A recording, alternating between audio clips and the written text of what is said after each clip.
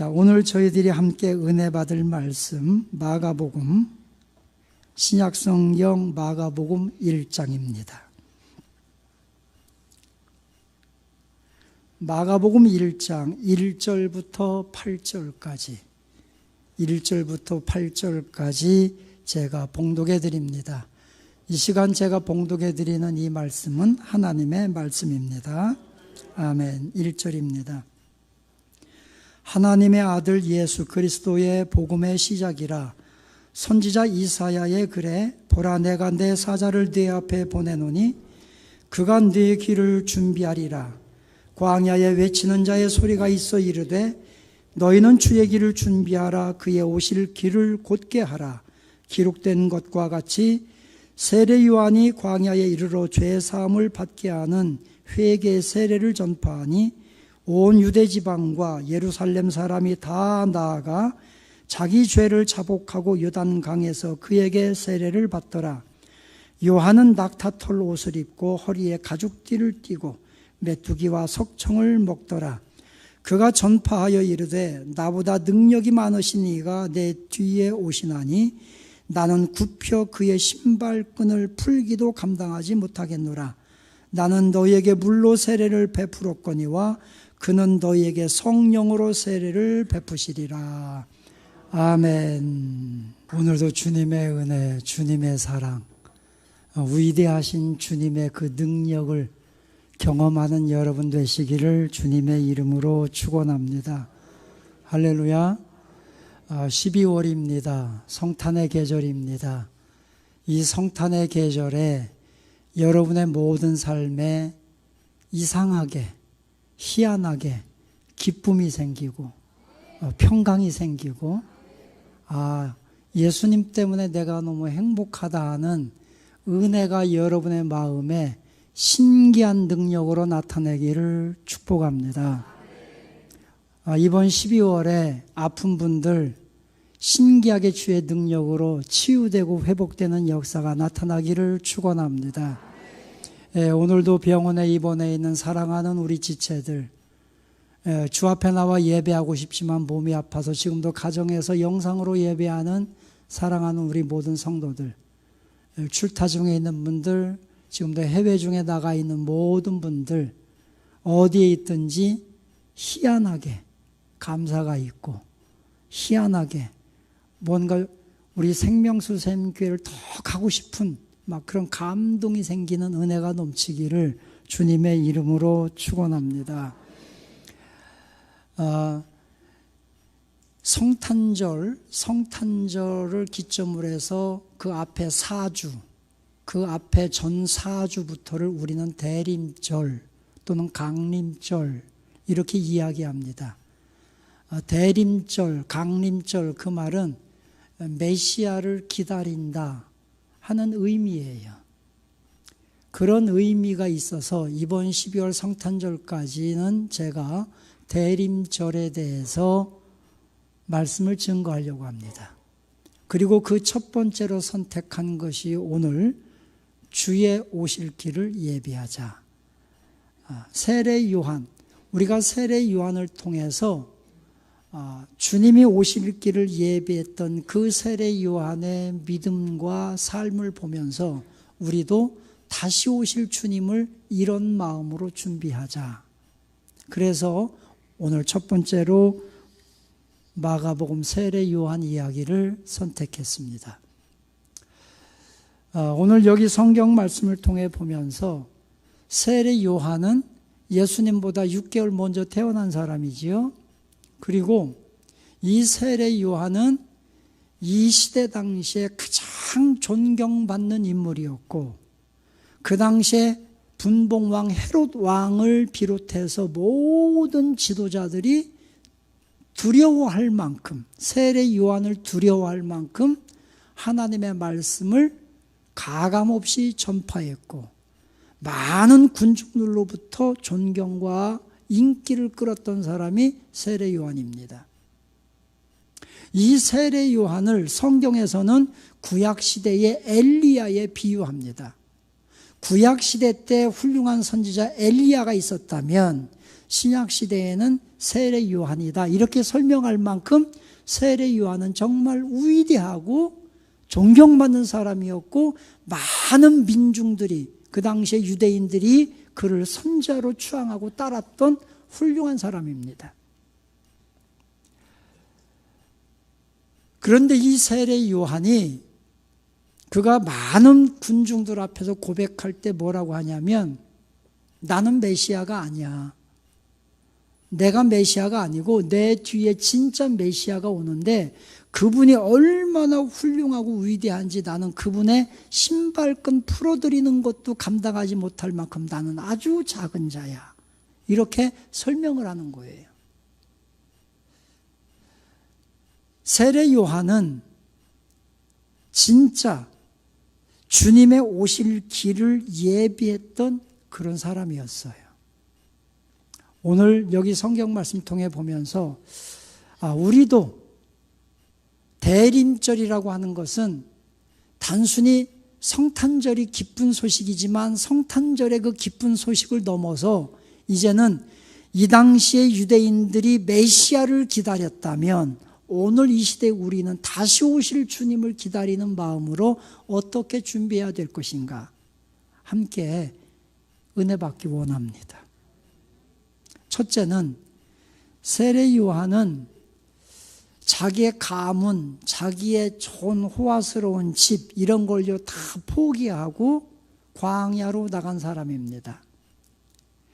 여기 성경 말씀 보면 3절에 광야에 외치는 자의 소리가 있어. 4절 말씀도 보면 세례 요한이 광야에 이르러. 세례 요한이 광야로 나간 거예요. 광야로 나갔다고 하는 그 말씀의 의미는 세례 요한은 철저하게 자신을 낮추는 겸손함의 삶을 살았다는 것을 말씀해 주고 있는 거예요.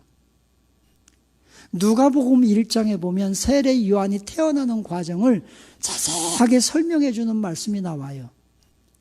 세례 요한의 가문은 제사장의 가문이었어요. 세례 요한의 아버지가 사가랴라고 하는 제사장이었어요. 누가복음 1장 8절에 보면 그의 아버지 사가랴 이야기가 나와요. 그런데 이 사가랴는요 제사장이었거든요. 그러니까 세례 요한은 제사장 가문의 집안의 아들이었어요. 그 당시에 제사장의 가정의 가문이라고 하는 것은 소위 말하면 1% 안에 속하는, 요즘 말로 말하면 금수저 집안에서 태어났단 말이에요. 그런데 그 모든 걸 다 포기하고 광야로 나가는 거예요. 사가랴는 그냥 제사장이 아니었습니다. 사가랴는 누가복음 1장 8절 이하부터 보면은 성전 안에 들어가서 성전에서 봉사하는 직책을 맡았던 제사장이에요. 자, 이 당시에 성전 안에는 약 380명의 제사장이 있었습니다. 그럼 380명이 각자 맡은 분야가 있어요. 어떤 사람들은 성전 안에서 봉사하는 사람도 있고, 어떤 사람들은 성전의 기구들을 살피고 그걸 관리하는 제사장들도 있고, 어떤 제사장들은 일반 백성들이 제물을 끌고 오면 그 제물을 잡아서 피를 빼고 내장을 제거하고 각을 뜨고 하는 짐승을 잡는 일을 하는 제사장이 있었고, 각자 맡은 제사장들이 다 분주하게 일사불란하게 그들이 성전을 지키며 봉사하는 거예요. 그런데 그 중에서도 성전 안에 들어가서 예배를 관장하는 제사장은요, 제사장들 중에서도 가장 높은 사람, 제사장들 중에서도 그 가문이나 모든 것이 다 가장 높은 사람이 하는 것이 성전 안에서 예배를 준비하고 집례하는 사람들이었어요.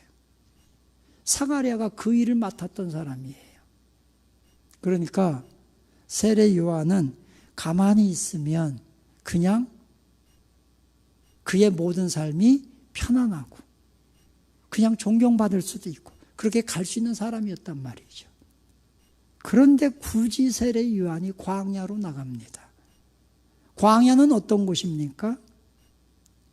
광야는 사람이 살 만한 곳이 아닙니다. 이스라엘 백성들에게 광야는 아픔 그 장소였습니다. 이스라엘 백성들이 출애굽을 하고 광야 40년 그들의 역사 속에 산 걸 보면 얼마나 광야가 척박하고 힘들었던지 거기에서 하나님을 원망하고 불평하다가 애굽에서 나온 1세대가 다 죽었습니다. 광야에서 다 죽었어요. 여호수아와 갈렙 딱 두 사람 빼고 다 죽었어요. 그곳이 광야입니다. 광야는 물도 제대로 없습니다. 광야에는 이스라엘 백성들을 해하려고 하는 수많은 적들이 있습니다. 광야에 나가면요 목숨을 위협하는 수많은 해충들이 많이 있습니다. 광야에 나가면 먹을 양식이 없습니다. 광야에 나갔더니요 낮에 뜨거운 태양빛이 그들을 곤비하게 만들고 죽게 만듭니다. 밤이 되면 광야의 매서운 바람이 이스라엘 백성들의 생명을 위협합니다. 광야는 고난의 장소 그 자체였습니다. 기억하고 싶지도 않고 나가고 싶지 않은 곳이 광야였습니다. 그런데 세례 요한은 스스로 광야로 나갑니다. 그리고 거기에서 주의 길을 예비하는 자다. 나는 메시아가 아니다. 나는 하나의 소리에 불과하다. 이렇게 증언하고 있는 거예요. 세례 요한은 얼마나 자신을 낮추었는지 유대인들에게 그렇게 존경받고 가장 인기가 많고 그 당시에 왕궁에 있는 사람들조차도 세례 요한을 두려워할 만큼 그의 영향력이 굉장히 컸지만 그의 고백은 나는 내 뒤에 오시는 메시아의 신발끈 풀어주는 것도 감당하지 못할 정말 하나의 소리에 불과한 사람입니다. 그렇게 고백하는 것이에요. 우리가 성탄절을 준비합니다. 우리 사랑하는 성도 여러분, 우리가 성탄절이 되면 마음이 들뜨지요? 성탄절이 왜 좋으냐? 선물 받으니까, 어렸을 때는 선물 받으니까 좋다. 조금 어른이 돼서는 성탄절이 공휴일이라 좋다. 사람들이 그러잖아요. 연인들은 성탄절이 되면 서로 만나서 어디 뭐 여행도 가고 쇼핑도 하고 차도 마시고 그런 것 때문에 가슴이 설렌다고 아마 그럴 겁니다. 그러나 예수 믿는 우리는요, 성탄절이 왜 가슴이 설레고 기쁘냐? 예수님이 내 안에 오시기 때문이다. 근데 예수님이 내 안에 와 주셨고 찾아와 주셨고 나를 사랑해 주셨기 때문이다. 이 고백이 되어야 될 줄로 믿습니다. 그래서 우리 철저하게 우리 자신을 낮추며 준비하는 성탄절이 될 수 있기를 축원합니다. 현대인들의 특징은 자존심입니다. 모든 것이 무너져도 자존심은 무너지면 안 된다고 그러잖아요. 여러분 자존심을 지키십시오. 그러나 자존심보다 더 중요한 것이 있습니다. 그게 뭐냐? 자존감입니다. 자존감. 저는 여러분에게 자존심을 지키지 말고 자존감을 지키라고 말씀드리고 싶습니다. 이것이 겸손입니다. 어떤 분들이 그래요. 예를 들면 여성분들이 명품 백을 들어요. 그러면 내가 몇백만 원짜리 명품 백을 메고 다니는 사람이니까 내가 굉장히 막 자존감이 높아지고 막 자신감이 생기고 막 그런다는 거죠. 예를 들면 남자들은 시계 하나를 탁 찼는데 막 수천만 원짜리 시계 딱 차고 나가면 어깨가 쫙 펴지고 막 자신감이 생긴다고 그러죠. 이해가 됩니다. 저는 아직까지 그런 걸 안 해봐서 잘 모르지만, 그런데 여러분의 인생이 명품 백 때문에 자신감이 생기고 막 자랑하고 싶고 비싼 시계 때문에 여러분의 인생이 막 자랑스러워지고 그런다면 자존감이 약한 겁니다.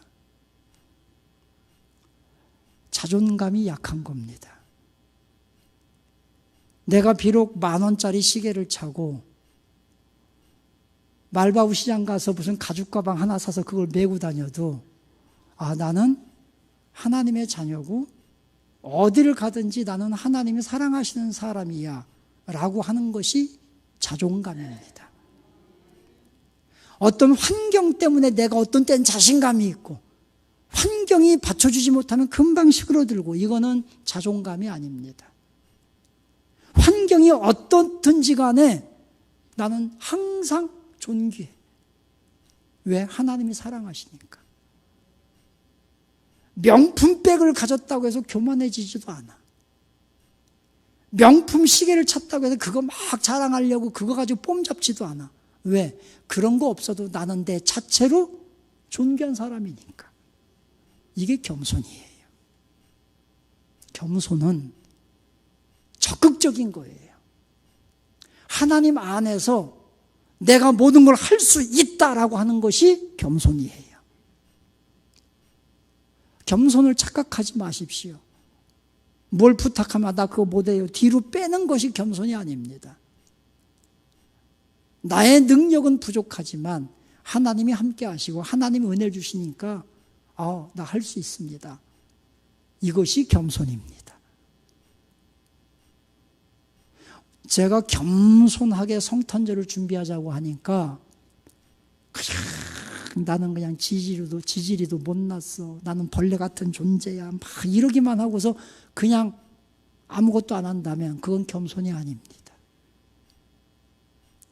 나는 벌레만도 못한 만물의 찌꺼기만도 못한 존재이지만 하나님이 사랑하시기 때문에 내가 존귀한 자가 된 거예요. 내가 세상에서 가진 건 없지만 하나님께서 독생자 예수를 이 땅에 보내면서까지 나를 사랑해 주셨기 때문에 내가 존귀한 거예요. 여러분, 외모가 좀 주름 생기면 어떻습니까? 네? 나이 들면 머리도 빠지고 다 그런 거예요.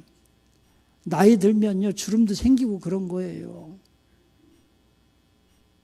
나이 들면 눈꺼풀도 내려오고요. 막 다 이상하게 막 변하는 게 정상이에요. 그럼에도 불구하고 하나님은 여전히 나를 사랑하시는 그 은혜를 아는 것, 이것이 겸손입니다. 은혜를 알고 삽시다. 할렐루야. 여러분, 예수님께서는 우리가 요즘에 주일 오후 예배와 수요 예배를 빌립보서를 지금 나누고 있는데 빌립보서 2장에 그랬잖아요. 우리 예수님은 만주의 주님이십니다.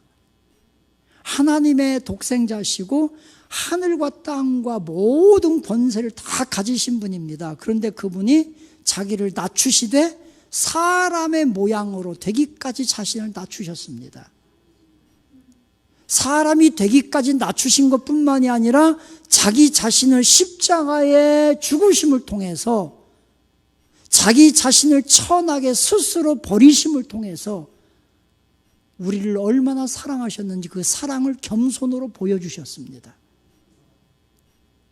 그러니까 하나님이 예수 그리스도를 만유주로 삼으셔서 만물 위에 뛰어나게 하셨고 하늘에 있는 것, 땅에 있는 것, 바다의 깊음의 모든 것을 예수의 이름 앞에 무릎 꿇게 하셨고 하나님이 높여주신 거 아닙니까? 우리가 진정으로 믿음 안에서 겸손해지면 하나님이 높여주십니다. 내가 높아지지 말고 하나님이 높여주시는 분들 되시기를 축원합니다. 그래서 여러분, 우리 겸손합시다. 겸손하게 섬겨줍시다. 겸손하게 사랑합시다. 여러분, 우리 겸손하게 우리가 서로가요 보듬어주고 우리가 서로가 함께 손을 잡고 걸어나갈 때 그 속에 하나님의 영광이 나타나고 주의 권세가 나타나게 될 줄로 믿습니다. 여러분, 12월이 되었습니다. 여러분의 가정 안에 혹시 다툼이 있고 분쟁이 있었다면 그리스도의 겸손으로 다 함께 가족들이 하나가 되고 화목해지고 화평을 이루는 우리 성도 여러분의 가정들이 되시기를 주님의 이름으로 축원합니다. 두 번째는 세례 요한을 보니까 6절에 보니까 요한은 낙타털 옷을 입고 허리에 가죽띠를 띠고 메뚜기와 석청을 먹었더라. 세례 요한은요 입는 옷이 달랐습니다. 먹는 음식이 달랐습니다. 그는 광야로 나간 것뿐만이 아니라 여기 있는 것처럼 약타털 옷을 입었고 메뚜기와 석청을 먹었어요. 음식이 달랐어요. 여기서 음식이 다르다는 그 말은요, 삶이 달랐다. 성결한 삶이었다. 청렴하고 깨끗한 삶이었다. 우리에게 이렇게 말씀해 주고 있는 거예요. 여러분, 세례 요한은요, 여기 광야에서 메뚜기와 석청을 먹었다. 이 말은 다른 의미로 말하면 이스라엘 백성들이 광야에서 하나님이 주시는 만나와 메추라기를 먹고 살았다. 이 말과 같은 의미입니다.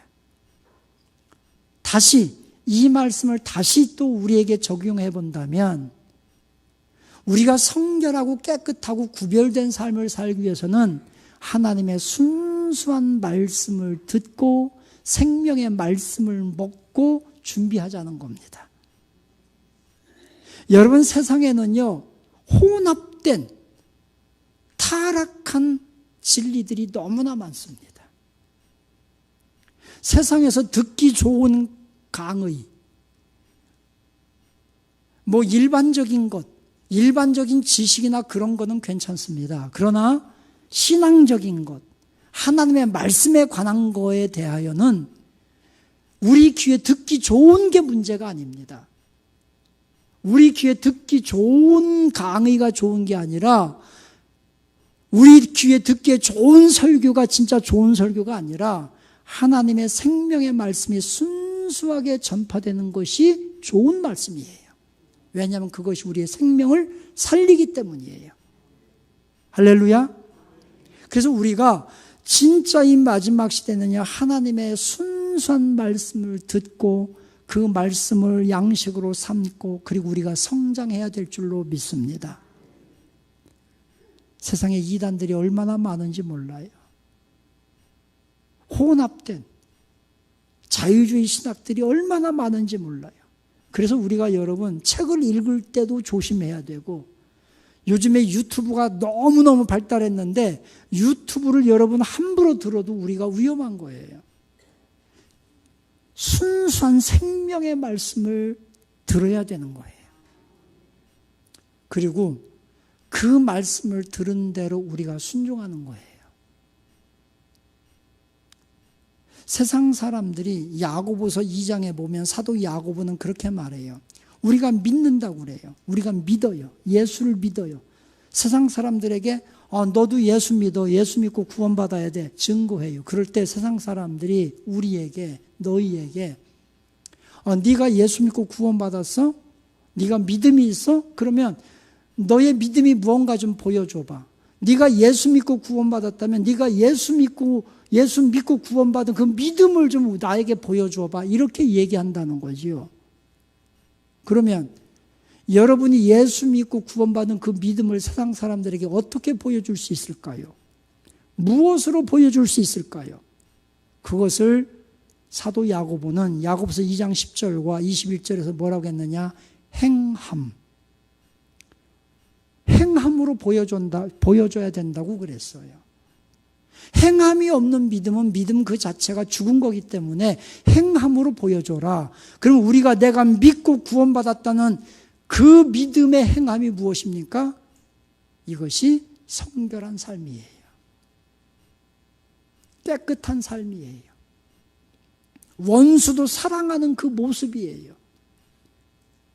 약한 자들을 내가 도와주고 배려하는 모습이에요. 고난당하고 슬퍼하는 사람을 내가 같이 가서 위로해주고 붙들어주고 함께 울어주는 거예요. 나의 행함, 삶에서 하나님을 보여주라는 거예요. 그것이 우리의 믿음이다. 설명하고 있어요. 우리 사랑하는 성도 여러분, 우리 성결한 삶을 살기를 원합니다. 성결하고 깨끗한 삶이란 뭐냐? 나만 죄 안 짓고 가만히 깨끗하게 살면 이게 성결한 삶이 아닙니다. 물론 그것도 깨끗한 삶 중에 하나가 될 수 있겠지요. 그러나 믿음이 있는 성결한 삶, 세례 요한이 의미하는 이 삶의 의미는 뭐냐? 약자를 도와주고 사랑을 실천하고 고통당하는 자들과 함께하고 내가 주의 사랑을 행함으로 보여주는 것, 이것이 성결한 삶입니다. 할렐루야. 성결한 거는 내가 혼자 깨끗하게 산다고 해서 성결해질 수가 없습니다. 우리가 성결해질 수 있는 것은 그리스도의 십자가의 보혈의 은혜밖에 없습니다. 그 보혈의 은혜로 내 죄가 다 용서받았고 용서받은 기쁨과 감격 속에서 내게 이 받은 이 은혜, 하나님의 사랑, 이것을 내가 믿음으로 보여주는 것, 이것이 성결한 삶이에요. 우리 성도 여러분, 성결을 실천합시다. 옆 사람들 서로 다 손을 잡아주고 아픈 분들 기도해주고 내가 보듬어주고 그럴 때 여러분은 진짜 하나님이 기뻐하시는 믿음의 사람이 된 줄로 믿습니다. 세 번째 말씀드립니다. 주의 길을 예비한다. 주의 길을 준비한다는 것은 다시 오실 주님을 기다리는 신앙입니다. 우리 주님은 반드시 다시 오십니다. 지금 여기 이 시대의 사람들은 메시아를 기다렸습니다. 메시아가 오셔서 우리를 구원해주고 우리를 세상의 모든 속박에서 건져주시기를 소망했습니다. 지금 이 시대의 우리는 이 죄악되고 패역한 시대 속에서 우리 주님이 다시 심판해 주러 왕권을 가지고 오셔서 하나님을 경외하는 우리 거룩한 주의 백성들을 구원해 주시는 것, 이것이 우리의 최고의 소망이 되어야 합니다.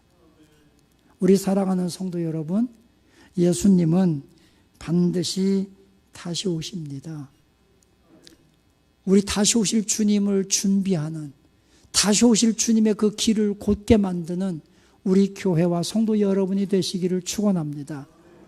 이단처럼 신앙생활 하자는 말씀이 아닙니다.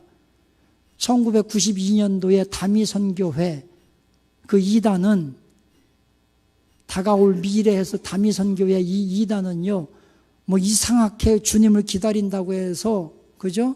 10월 28일, 1992년 10월 28일 날 예수님 나팔절에 예수님 오신다고 막 흰옷 사입고 난리를 폈잖아요.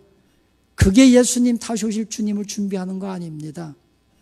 다시 오실 주님을 기다리는 거는요, 앞에 말씀 배운 것처럼 우리가 겸손하게, 성결하게, 믿음을 지키면서 사랑을 실천하고 우리가 하나님 나라를 소망하면서 예수님을 더 뜨겁게 사랑하는 것, 이것이 다시 오실 주님을 준비하는 신앙입니다. 할렐루야. 뭐 어느 이단 단체에 들어가야 그게 뭐 재림신앙을 준비하는 거 아닙니다. 속지 마십시오. 여러분, 다시 말씀드립니다. 이 땅의 온 우주의 심판자는 예수 그리스도 한 분밖에 없습니다. 누구 무슨 뭐 문선명이든 이만이든 안상훈, 그 사람들이 심판할 수 있는 게 아니에요. 그 사람도 심판을 받아야 될 사람들이에요. 진짜 세상을 심판하실 분은 예수 그리스도 한 분밖에 없는 거예요. 그러니까 예수 그리스도 그분 앞에 우리가 무릎을 꿇자는 거예요. 할렐루야. 자꾸 이상한 곳에 속지 마시기 바랍니다. 이상한 말로 이상한 단체 막 유혹하는 거 속지 마시기 바랍니다. 우리의 구원자는, 우리의 심판주는 예수 그리스도 한 분밖에 없어요. 그래서 우리가 경배하고 우리가 섬기고 우리가 사랑해야 될 분은 예수 그리스도 한 분이신 거예요. 그것이 주님을 기다리는 신앙입니다. 그 믿음으로 우리가 이 패역한 시대 속에서도, 고통의 시대 속에서도, 불완전한 시대 속에서도, 내일을 예측할 수 없는 불확실성의 시대 속에서도 하나님 나라 예수 그리스도에게 소망을 두고 오늘도 힘차게 활력 있게 믿음으로 걸어가는 성도 여러분이 되시기를 주님의 이름으로 축원합니다. 할렐루야.